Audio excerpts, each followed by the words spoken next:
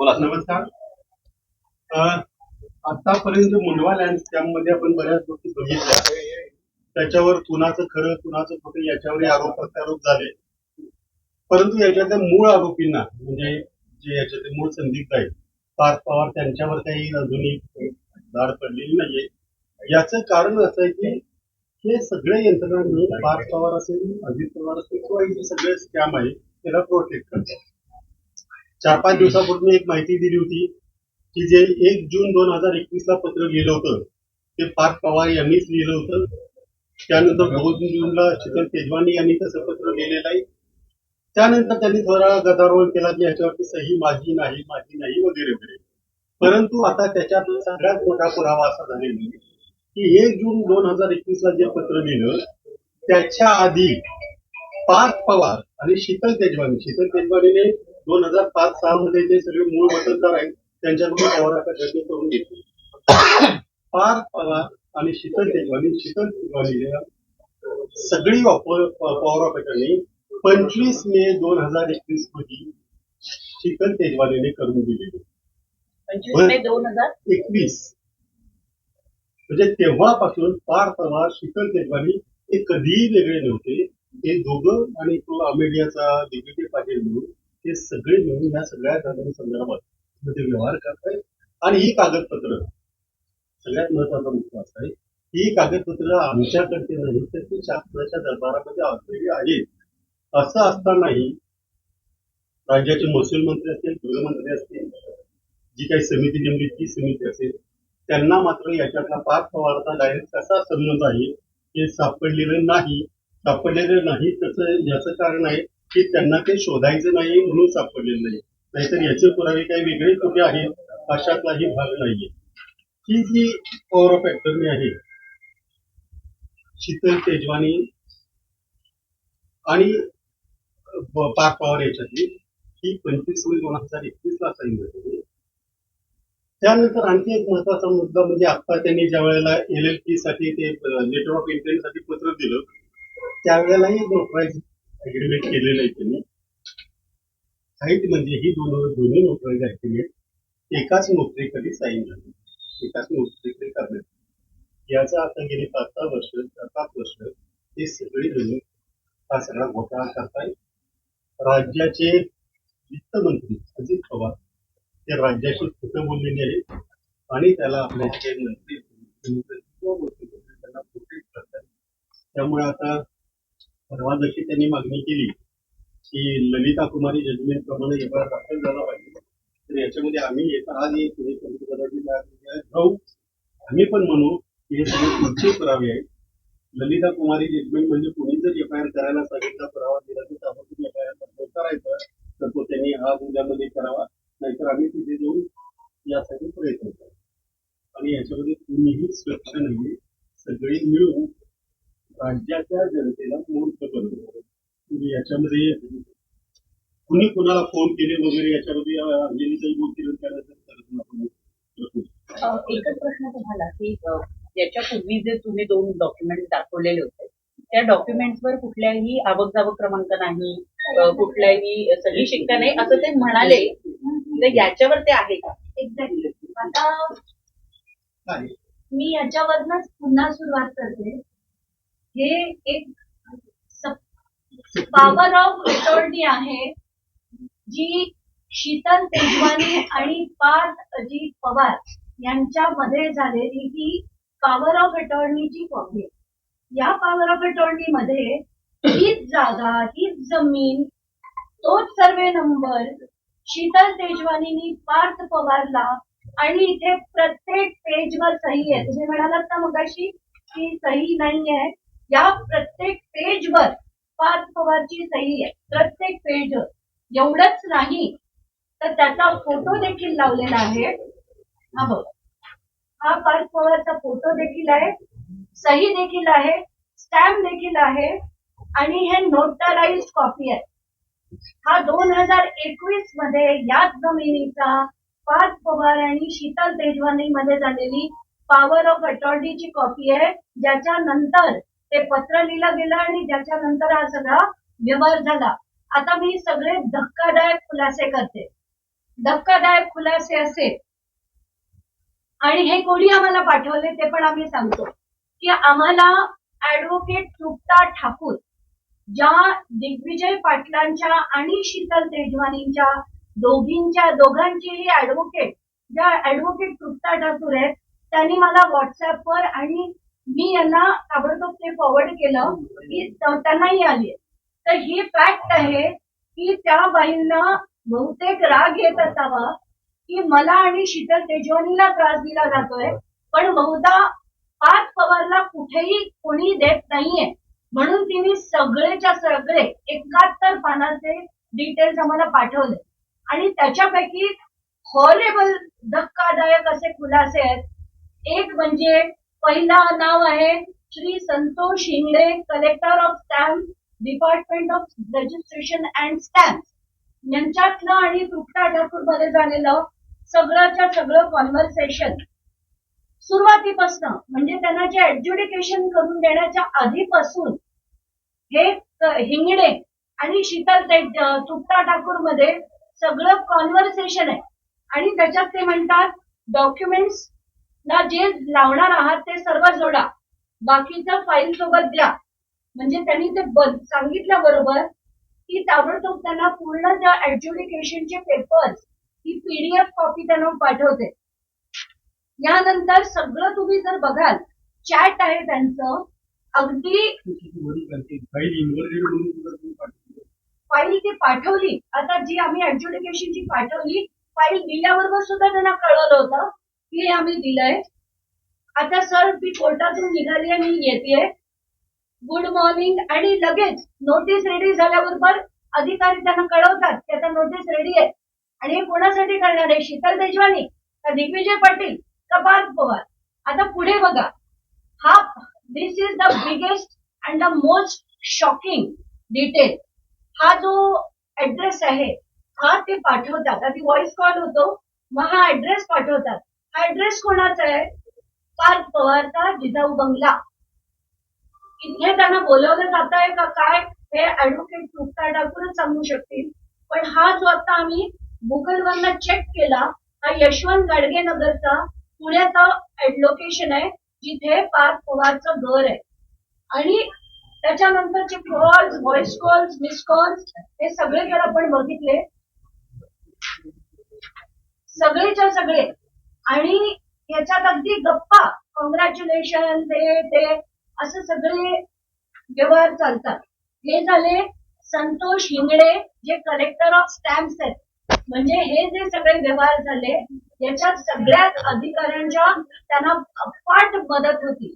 आता पुढचे धक्कादायक गोष्टी हे आहेत श्री राम चौबे जे PA आहेत अजित पवारांचे. यांचे आणि तृप्ता ठाकूरचे कधीपासून एकत्र चर्चा होत होती तर 4 एप्रिल 2023 पासून. 2023 पासून PA ला माहिती आहे, PA चॅट करतोय, सगळं अरेंज करून देतोय आणि अजित पवारांना माहिती नाही असं शक्य तरी आहे का?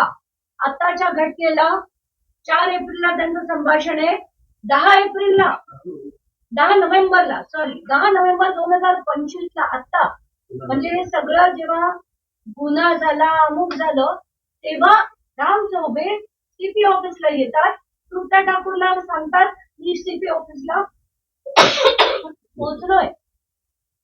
म्हणजे याच्या सगळ्या तपासात किती ढवळाढवळ होतीये, किती गोष्टी केल्या जात आहेत. एवढंच नाही तर डिमांड नोटीसची कॉपी शेअर होते. वाघमारे जे त्याचे अधिकारी आहेत त्यांचा नंबर, आता तुम्ही हे सगळे पेपर बघा, इट इज सो शॉकिंग. हे पूर्णच पूर्ण बघा, डिमांड नोटीस पासून सगळं हे PA ला माहिती होतं. आणि हे लेटर जी नोटीस तृप्ता ठाकूरला पाठवली गेली ती सुद्धा नोटीस त्यांच्याबरोबर व्हॉट्सअपवर शेअर करण्यात आली. हे 15 नोव्हेंबरचे. हे सगळे सगळे सगळे डिटेल्स. एवढंच नाही का, हा बघा, ते वाघमारे जे EOW चे अधिकारी आहेत त्यांचा नंबर सुद्धा शेअर केला गेलाय. आणि याच्यानंतर कोणाला अपेक्षा असेल की याच्यात काही खरंच कारवाई होईल, कोणाला अपेक्षा असेल की खरंच पार्थ पवारचं नाव FIR मध्ये येईल. आता पुढचे मी दाखवते तुम्हाला. हे दुसरे OSD अजित पवारांचे ढाकणे नावाचे. हे तिसरे 3 जणांनी एकूण त्यांना कॉल केले आणि हे पाठवलं. अजूनही होतं ना? एक राम चौबे, एक ढाकणे आणि अजून एक तिसरे होते. ते या सगळ्यांनी आता आपण दिग्विजय पाटलांची जे झालेली सुट्टा ठाकूर बरोबरचं जे बोलणं होतं ते आहे. प्रशांत टेकाळे नावाचा जो होता अमेडियाचा हे आहे. आणि सगळ्यात महत्वाचं म्हणजे ही सगळी माहिती सुट्टा ठाकूरनी जी आम्हाला पाठवली आहे त्याच्याबरोबर एक कव्हरिंग लेटर आहे जे तिने EOW ला पण लिहिलंय आणि ते तिने बावधन पोलीस स्टेशनला पण लिहिलंय. त्यामुळे ही जी माहिती आमच्याकडे काल परवा आली ती आधी त्यांनी पोलिसांना दिलेली आहे. आणि तरीही 18 तारखेपासून आजपर्यंत आज तारीख 22 अजून पार्थ पवारचं नाव FIR मध्ये आलेलं नाही. तर आताच्या घटनेला आम्हाला 3 अधिकाऱ्यांचे ते तिसरं मला वाटतं माझं डॉक्युमेंट राहिलंय पण 3 अधिकाऱ्यांशी सरळ सरळ बोलणं होतं. आणि इतकं आता हे सगळं शॉकिंग झालंय.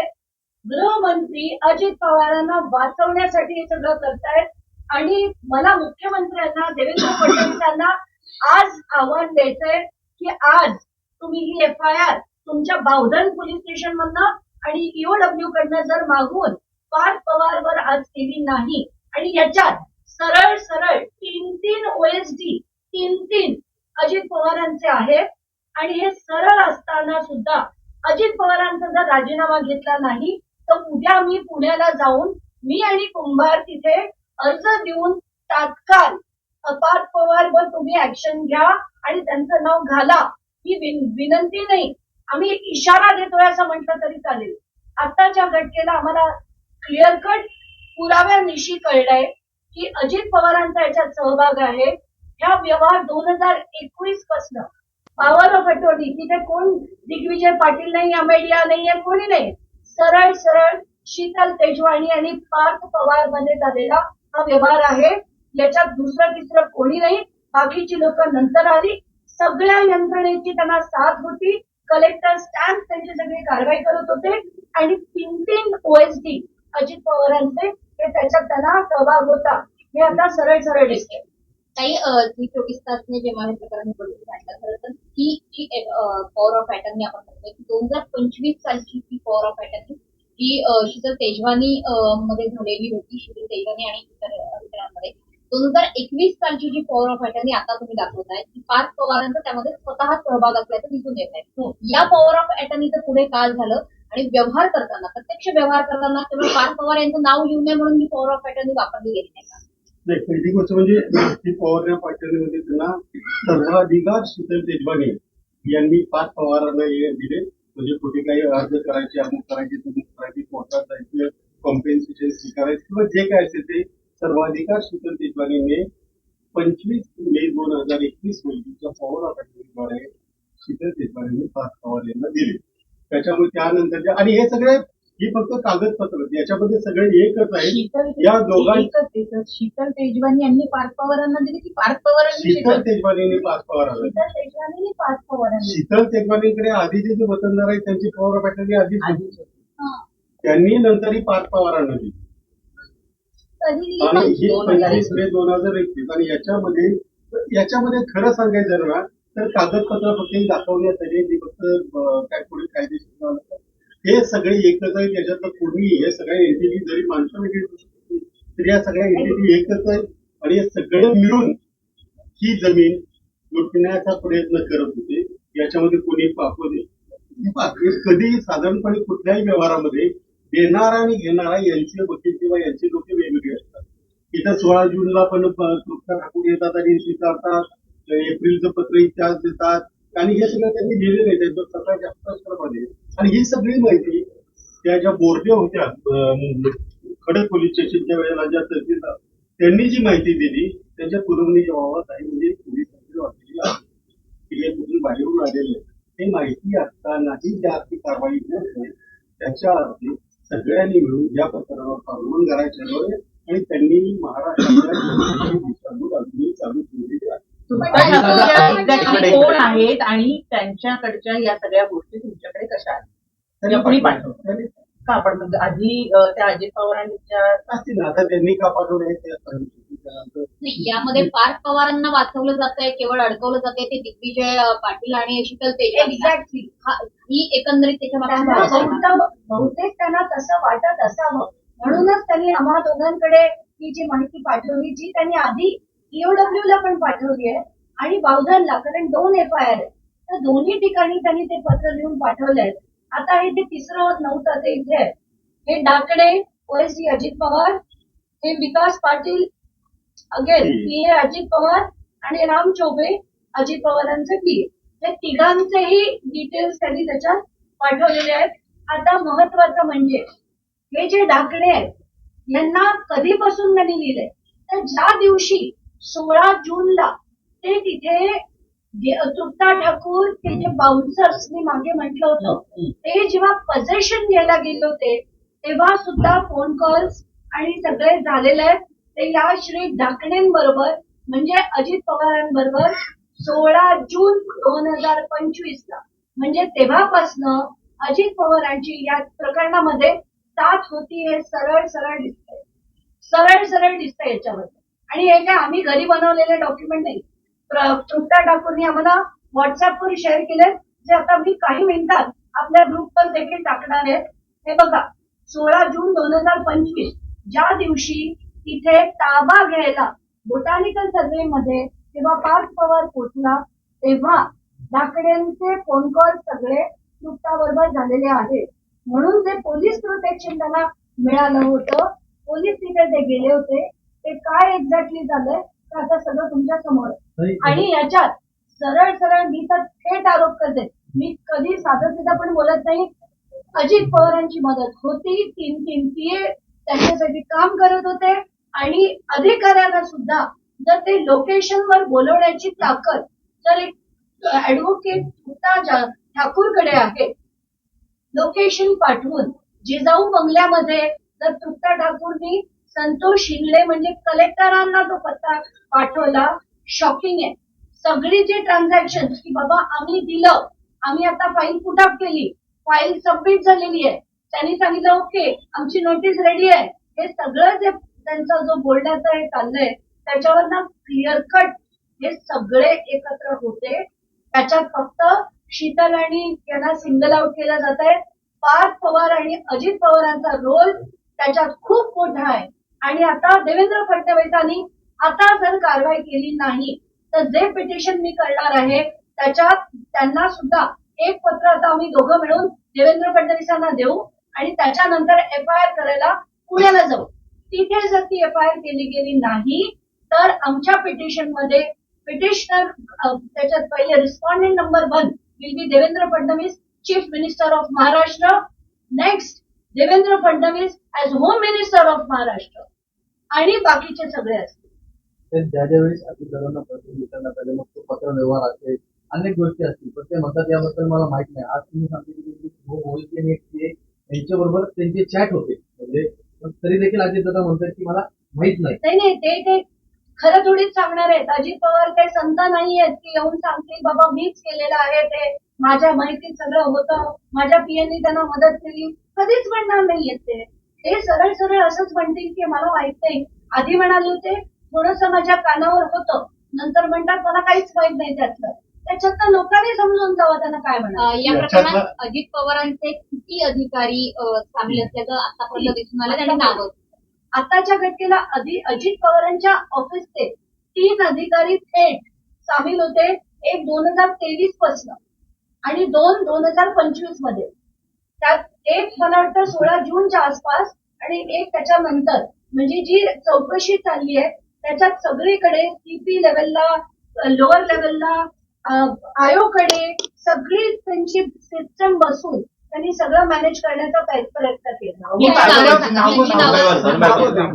मी परत एकदा दाखवते. श्री ढाकणे OSD अजित पवार त्यांचा नंबर आहे.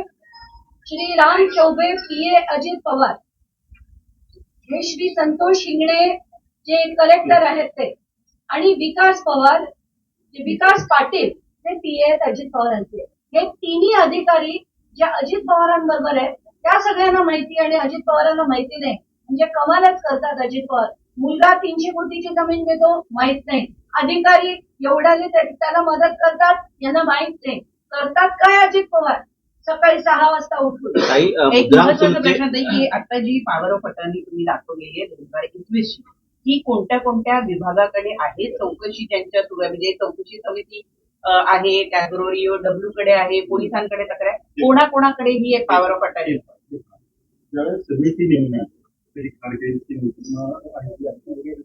आणि पोलीस एफआयआर झाला त्यावेळेला त्या समितीच्या स्पष्ट दिले की 2 गुंतपत्र आहे, 2 गुंतपत्र जर शोधलं असतं तरी पॉवर ऑफ अटर्नी हे जे आता त्यांच्या रेकॉर्डला त्या बाईंनी पाठवले दाखवले, म्हणजे अजूनही ते नाही म्हणत असतील की मग याच्यापेक्षा म्हणजे डिपार्टमेंट जर असं खोटं बोलत असेल तर आम्हाला काही म्हणायचं नाही, परंतु ही सगळ्या डिपार्टमेंटला असली पाहिजे आणि जे आम्हाला सापडतं ते त्यांना न सगळ्यांनी म्हणजे आता मंत्र्यांनी ऐकायला घेतले, म्हणजे एका सेकंदाचं काम आहे खरं तर हे सगळं शोधायचं झालं तर, पण ते तुम्ही करायला असं कोण काम होतंय मला कळत नाही. तुम्ही ते मला कसे म्हणाला आपली अशी अपेक्षा आहे का की कुणी येईल आणि मी अमुक चूक केलेली आहे म्हणजे असं म्हणणार नाही, त्यांनी तेच म्हणायचंय. परंतु ते राज्याचे वित्तमंत्री आहेत, खरं तर हे सोडून द्या ते पार्थचे वडील आहेत, वित्तमंत्री म्हणून राज्यातला एक मोठा घोटाळा त्यांच्या घराशी किंवा कुणाशी निगडीत आहे.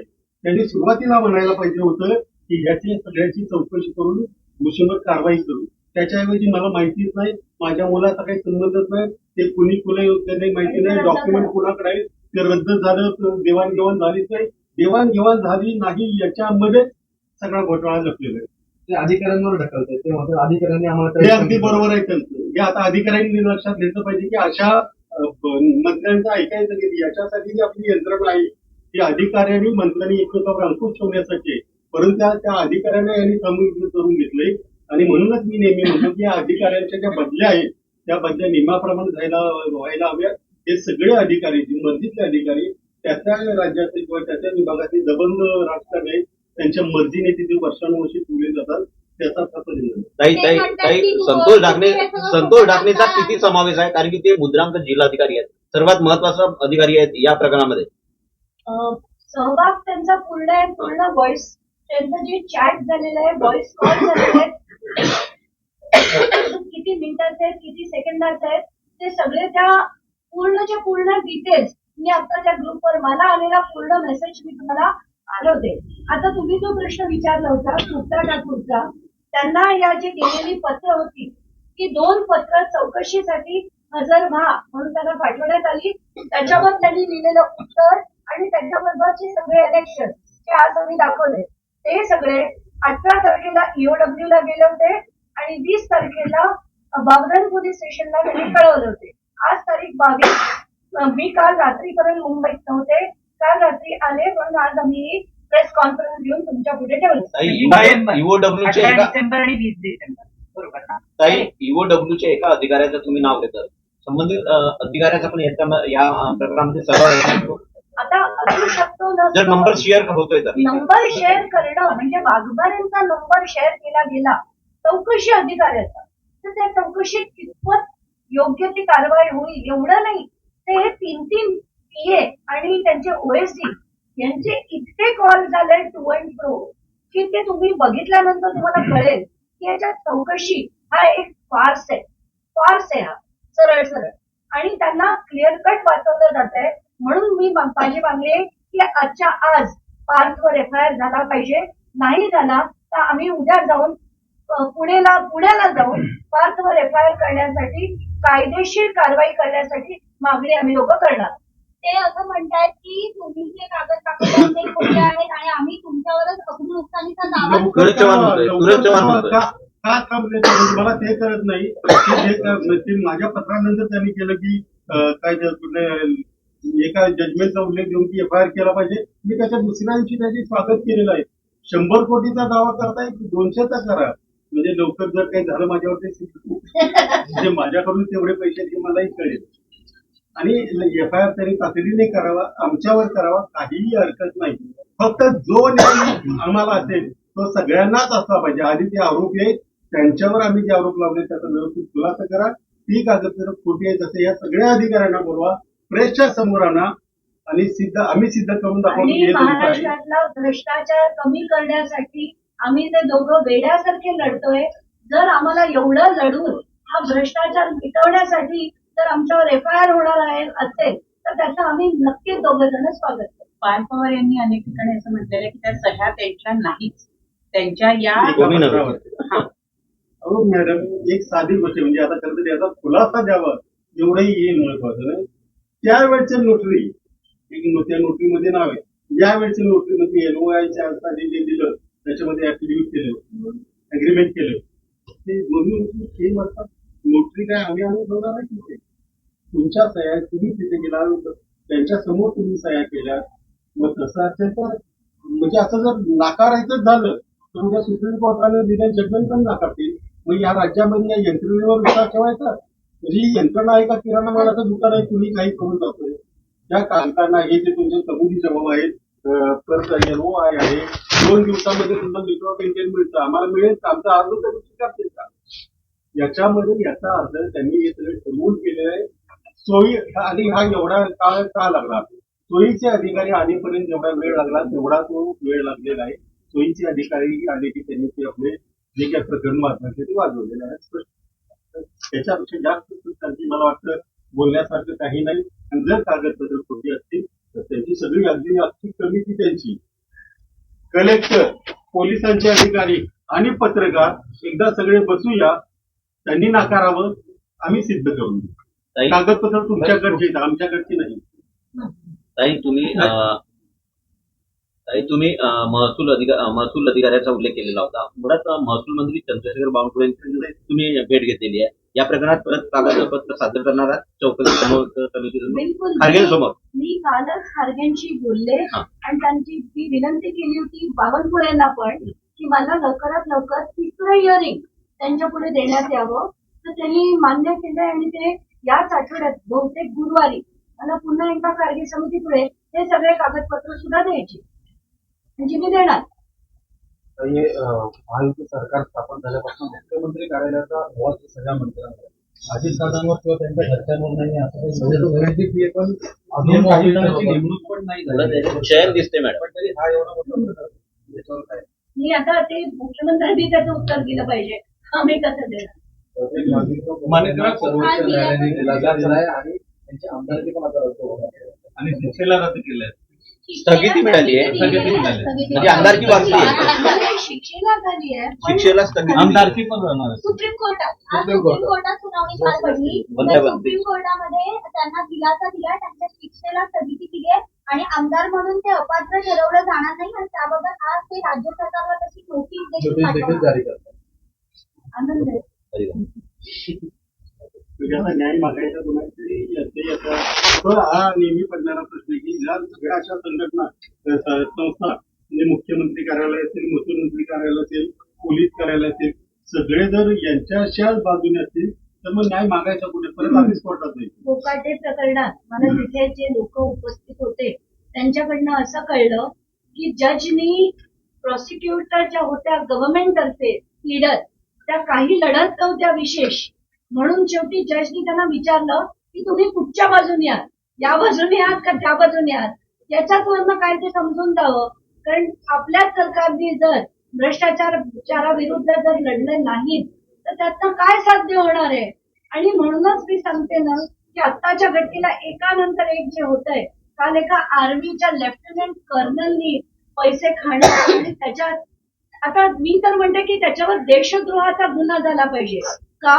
कारण त्यांनी जे सबस्टँडर्ड मटेरियल घेतलं पाहिजे ते माझे जवान घेऊन जर बॉर्डरवर लढणार असतील तर याच्यापेक्षा जास्त दुर्दैवी काही नाहीये की पैशाची इतकी हाव आहे की आज आपण जवानांच्या हातात जी बंदूक पण देऊ ती सुद्धा जर निकृष्ट दर्जाची असेल तर काय बोलायचं? म्हणून त्यांच्यावर फक्त भ्रष्टाचाराचाच नाही तर त्याच्यावर देशद्रोहाचा गुन्हा दाखल करायला हवा, अशीच माझी मागणी. पण माणिकराव कोकाटेंच्या बाबतीत मग आता त्यांचं मंत्रिपद गेलं, आता ते मंत्री नाहीयेत, तर एवढ्या कारवाईवर तुम्ही समाधानी नाहीयेत? समाधानी मी असण्यापेक्षा सगळी जनता बघते हे तमाशे. जर आज एक मंत्री जो ज्याची इलेक्शन ऍफिडेव्हिट तुम्ही उघडून बघा. 2024च्या इलेक्शन ऍफिडेव्हिट मध्ये 48 कोटीची संपत्ती डिक्लेअर्ड आहे. अनडिक्लेअर्ड किती असेल सोडून द्या. डिक्लेअर्ड संपत्ती 48 कोटीची आहे, त्याच्यात 7 घरं, 5 गाड्या, 16 कोटीची जमीन, तिचं सोनं हे डिक्लेअर्ड आहे. असा व्यक्ती जर गरिबांच्या म्हणजे अतिशय गोरगरिबांच्या जर सदनिका लाटत असेल, अशा व्यक्तीवर जर माझं सरकार कारवाई करत नसेल, जर माझ्या सरकारचे लीडर कोर्टात लढत नसतील आणि चुकीची बाजू जर कोर्टापुढे मांडली, तर त्यातनं काय साध्य होणार? आणि म्हणूनच मग असे आमदार त्यांच्यात ते बळ येतं ना हे करायचं, भ्रष्टाचार करायचं पण बळ त्याच्यामुळे येतं. आणि मग आम्ही वेड्यासारखे लढून उपयोग तरी काय असा प्रश्न पडतो आम्हाला.